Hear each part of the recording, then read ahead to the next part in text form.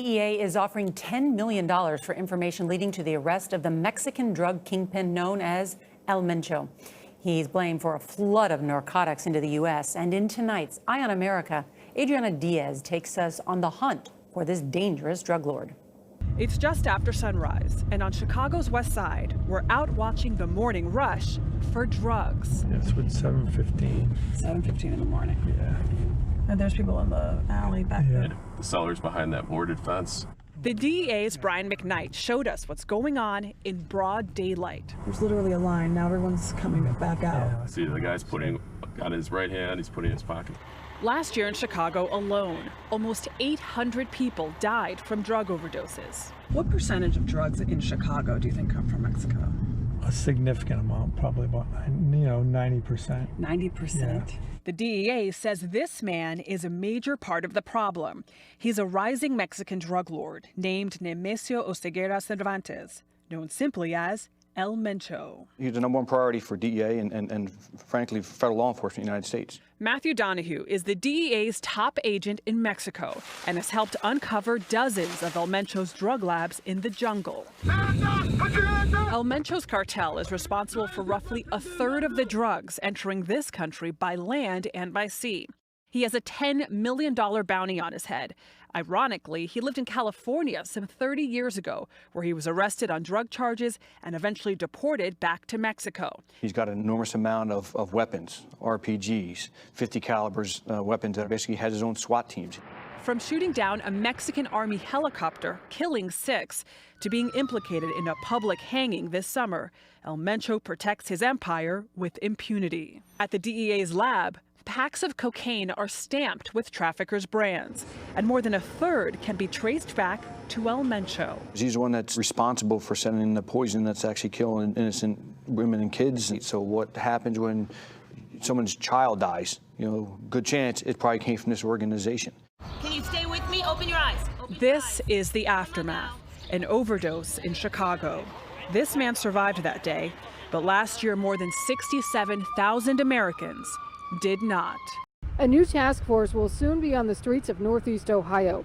It will be laser focused on slowing the flow of heroin and fentanyl. If you're out there selling heroin and you're killing people, we're coming for you and we're going to put you in jail.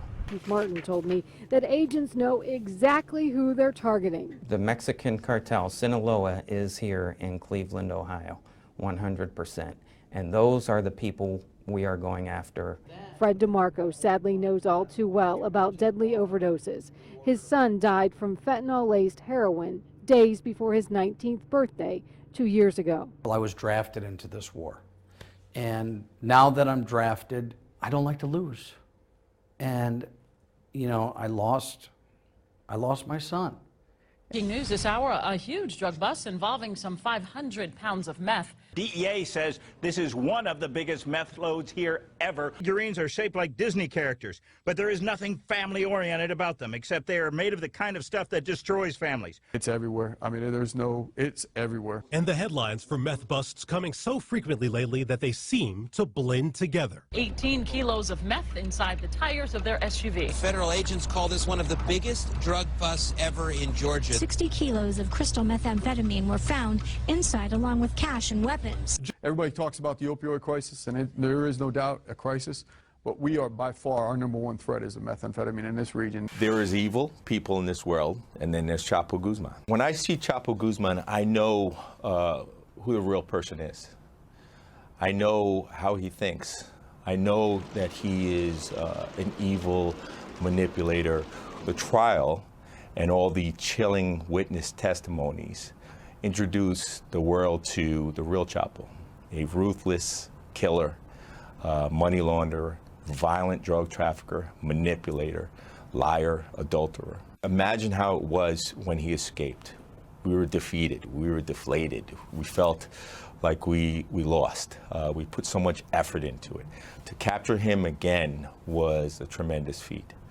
For all of us. And it really was all the different agencies that were involved. On the streets, nearly all drug dealers come locked and loaded, a concern for the federal agents and their new leader, who says it's a reality that keeps him up at night. Almost everyone they encounter when it comes time for arrest, has a gun. This is a huge transshipment point for drugs, where drugs come in large volumes and then are disseminated or distributed across the Midwest. Pioneered by Joaquin El Chapo Guzman's Sinaloa cartel. But with Chapo's sons now running things, Bell admits it's only become worse here.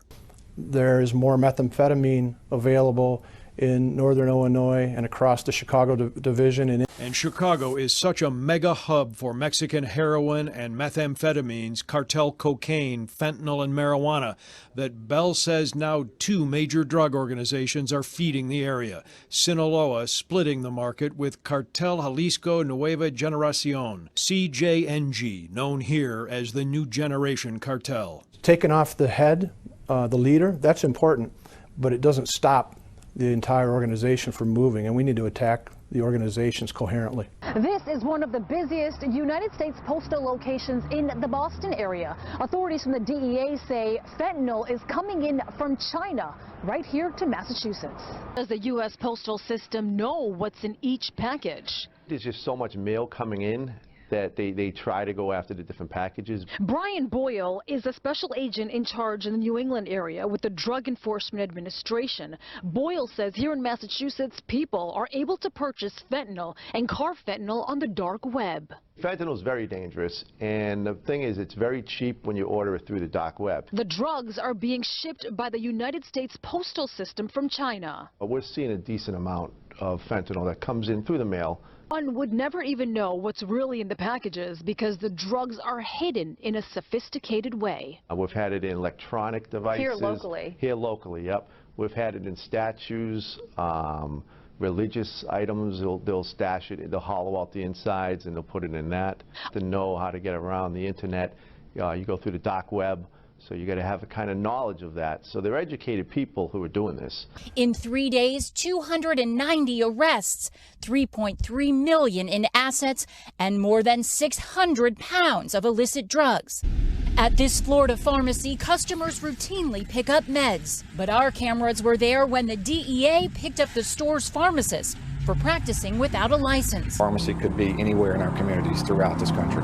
Searches, seizures, and shutdowns. In Florida this week, the Miami DEA team sniffing out the illegal distribution of opioids. DEA agents have initiated a traffic stop after their surveillance captured a hand-to-hand drug sale.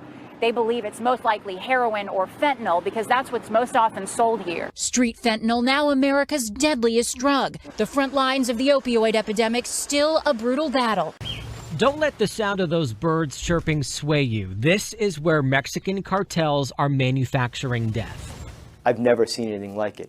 We're talking about a laboratory in the middle of the jungle that was producing 7 tons of crystal methamphetamine every 3 days. 7 tons. Look at the amount of equipment. John DeLena is the associate special agent in charge for the New England Field Division of the DEA. Literally in the middle of the jungle. He recently came back from a trip to Mexico, where he saw firsthand a laboratory his agency is taking down. A strong chemical odor, and one of the things in particular that I remembered most was as they were explaining to us, they dig a trench behind and all the overflow chemicals just get dumped. Giant barrels of chemicals, generators, and other equipment right in the middle of the jungle. Cartels are making meth here, and before this bust, that meth was making a 2,500-mile journey from Sinaloa, Mexico, across the border and up to Maine. Meth is really starting to alarm everybody because of the spikes that we're starting to see. We know that our market is being flooded with it. Yesterday afternoon, the DEA was conducting an undercover investigation in this area. During the operation, one of our agents was approached by several individuals who attempted to rob him, armed individuals. Shots were exchanged between the assailants and our agents. This investigation, we have 3 subjects in custody right now. They're being prosecuted by the U.S. Attorney's Office. We later obtained search warrants for the apartments, and once we entered the apartments, we found one of the individuals who had sustained a gunshot wound. We are literally talking about the public health epidemic of our lifetime. The Deputy Director for Non-Infectious Diseases at the Centers for Disease Control and Prevention, Rita Noonan, says the first wave of the opioid epidemic was due to overprescription. We have already surpassed the number of deaths due to HIV at the peak of that epidemic. If you want to just put it into perspective. This Knockout Opioid Abuse Summit, sponsored by the Horizon Foundation for New Jersey and the Partnership for a Drug-Free New Jersey, looked at the state and federal responses to the epidemic. In 2009, New Jersey DEA is the one who started the National Take Back Initiative. And to date in New Jersey, we got approximately 236,000 pounds of pharmaceuticals off the street. Evening, I'm Jennifer Griswold. Nebraska state troopers seized meth, heroin, and more during a traffic stop on I-80 near North Platte this week. And if you talk with agents with the Drug Enforcement Administration, they have seen an increase in meth seizures. This has been a steady increase of methamphetamine, not just here, but throughout the United States. Compared to heroin, cocaine, even opioids, the market for meth has them all beat. It is the most abused drug in the United States. Special agent in charge of the Drug Enforcement Administration Omaha Division, Richard Salter, says in the past 7 years, there has been an increase in meth purity and a drop in price. In 2012, an ounce of meth would cost $1,500. Now the price is $4,000 a pound, signaling the Mexican cartels have gained access into the U.S. from the southern border to the Canadian. In this division, there has been a 31% increase in meth seizures just this year. They take advantage of relatives and communities and employment opportunities to get into the United States. The Mexican source meth in this division is 1 or 2 levels removed from the cartels, and Salter says it's being moved by ground. When you're talking about 60 to 100 pounds, they're not putting that into parcel packages and mailing them. Which is why they rely on state and local enforcement to help. Without our state and local partners, our footprint would be easily cut in half. Que no cae en mano ajena, que no cae en mano de una persona joven, una persona de tercera edad que se puede envenenar, que no cae en la mano de una persona que lo puede vender en la calle, una persona que se vaya a aprovechar. Sin perseguimiento, sin vigilancia. Lo que le pedimos al público que entre el equipo nosotros y la gente que estén aquí para poder entregar esa droga a nosotros y nosotros nos encargamos de destruirlo. Para conocer su centro de acopio más cercano, puede acceder a dea.gov. At 5:30, a new CDC report shows a staggering increase in the number of overdose deaths involving fentanyl across the country. In Jefferson Parish, the data shows a consistent increase of fentanyl-related deaths. When I became coroner 7 years ago, we had almost no fentanyl deaths. On a national level, a CDC report revealed deaths from fentanyl have increased 1,000% from 2011 to 2016, with more than 18,000 deaths alone in 2016. Tiger Stadium, I think, holds over 100,000. So just in the last 3 years, we've lost more lives than what sits in Tiger Stadium. Scary. The CDC report shows that overdose deaths are rapidly increasing among African Americans and Latinos. It doesn't discriminate. We see it in rural America. We see it in the inner cities. We see it in the middle class, upper class. Race is not a factor. Ethnic background, not a factor. It's everywhere. DEA Special Agent in Charge Brad Byerly says more men are dying from fentanyl. There's a lot of reasons behind that. I mean, women, in the fact that a lot of them go to the doctor more frequently than men do. Byerly and Satanovich both say the drug has a tight hold on millions of people. Overdose by opioid, a crisis of epidemic proportions, killing hundreds of people every single day, considered to be the worst drug crisis in American history. The nation searches for an answer to the deadly opioid epidemic. El Paso's DEA attempts to tackle the problem at what they call its roots, the Mexican drug cartels, with Texas Border Protection officers fighting the crisis on the front line. Opioids like heroin and fentanyl are on the rise. So for us, the biggest drug threats are the methamphetamine, the heroin, and of course the fentanyl. Probably we have seized enough fentanyl this year to wipe out the entire city of El Paso. Agent Williamson told me most of the narcotics we see come from Mexican cartels who have distribution hubs in El Paso and New Mexico, fueling an addiction that, according to the National Institutes of Health, killed nearly 50,000 people last year alone. Others feel the U.S. can put an end to the epidemic by going after the supply side. Joaquin Guzman, infamously called El Chapo, will be known in history as the most feared drug lord who built the Sinaloa cartel into the most violent, prolific, and powerful criminal organization in the world. Today should be marked in history as the day American and Mexican law enforcement closed the book on the reign of Chapo. I applaud our federal, state, local, and international partners for their incredible collaboration during the hunt for Guzman, his arrest, extradition, trial, conviction, and today's sentencing.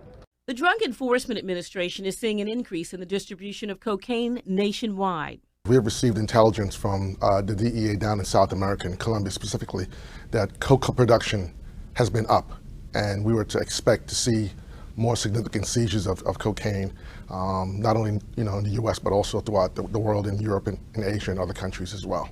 In June, U.S. authorities seized nearly 20 tons of cocaine from a ship in Philadelphia's port. It's described as one of the largest drug busts in American history. And they say it could have been worth more than $1 billion on the streets. Most of the cocaine coming into the U.S. is trafficked through the ports of entry and up through tractor trailers and up the interstates into Baltimore and other large cities throughout the East Coast. On June 18th, federal and local authorities seized 333 pounds of cocaine from inside a shipping container packed with beach chairs at the Port of Baltimore. Its street value is estimated to be $10 million. This was the largest cocaine seizure for Customs and Border Protection at the Port of Baltimore. The DEA says the cocaine used in this area is usually part of a dangerous mixture. The cautionary tale for people is to understand that even though they think they're buying cocaine, a lot of times you're seeing it mixed with fentanyl and other opioids. But when it comes to street drugs, we've been focused on images like the ones you're seeing here, the opioid epidemic. But now another drug is on the rise. Nibisha Vasquez joins us now live from San Francisco. And Joe, tonight we're talking about crystal meth making a comeback. And we're seeing the effects, Veronica, right here on the streets of San Francisco in recent years, where we're seeing violence among homeless people that just wasn't happening before. And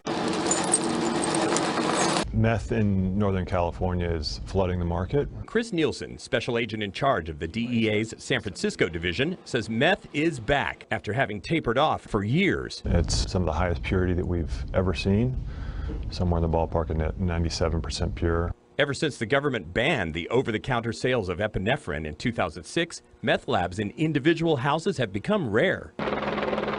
Now it's being produced in super labs owned by Mexican drug gangs across the border. Purity up, prices are down, and Mexican cartels are flooding this state with their poison. In just the last few years, the DEA's San Francisco office says it has seized a marked increase of meth. Here to discuss the most pressing issues that's affecting Chicago today, which is the heroin and illicit fentanyl that is coming into the city that has a negative effect on some of the violence that we're seeing.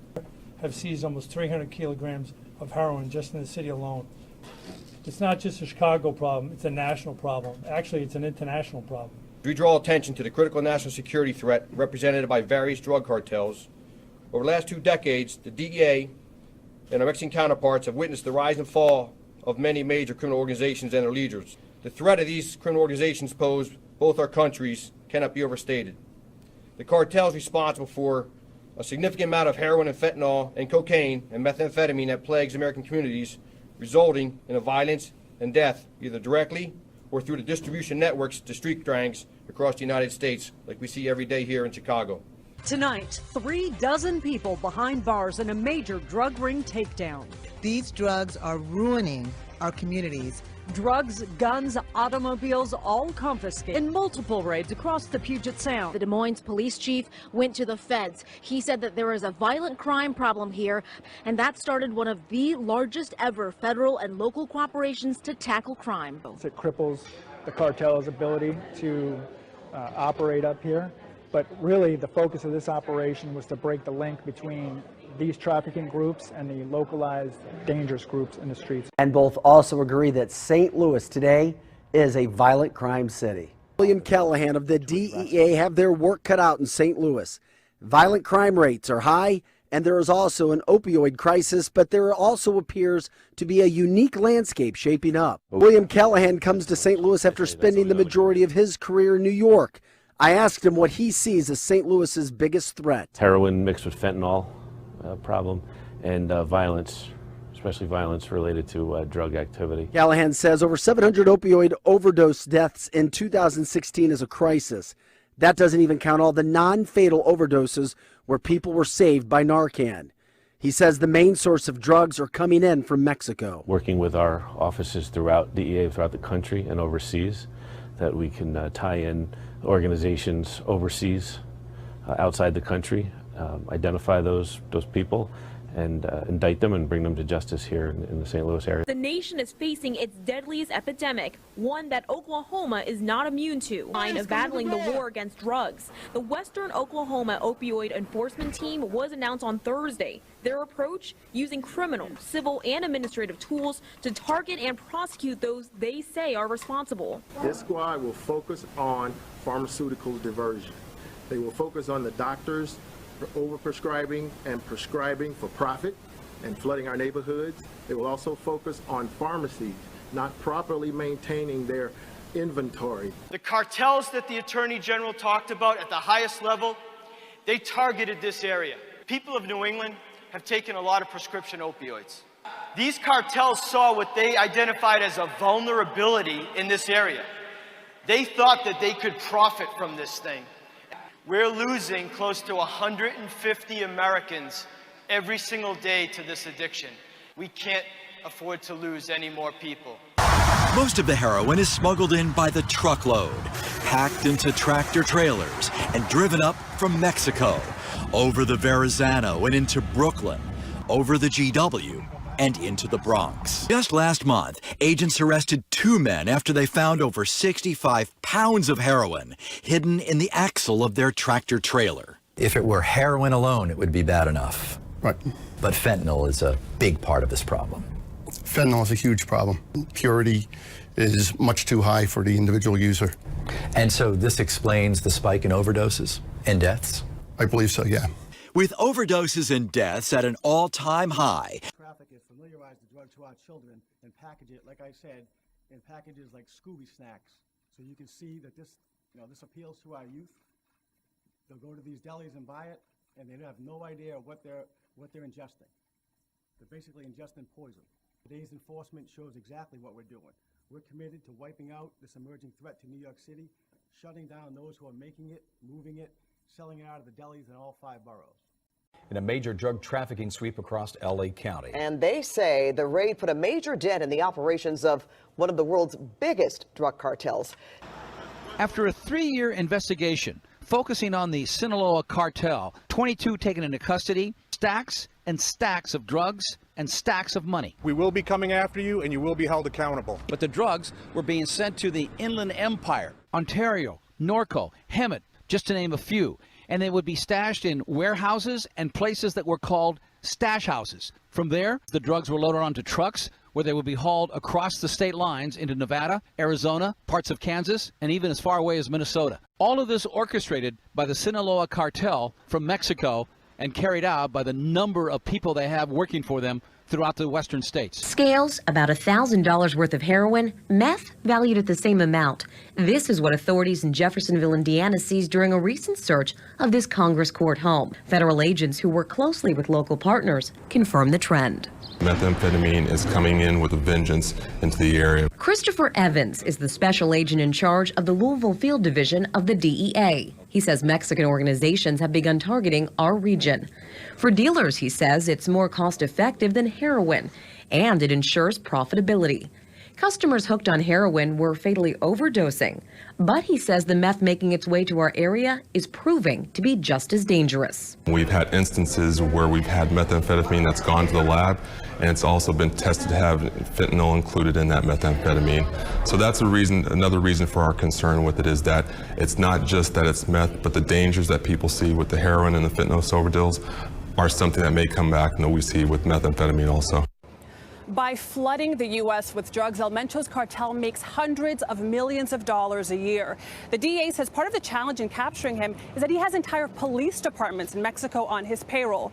Nora, as one agent put it, if Mencho wants you to work for him, you have 2 options: say yes or be killed.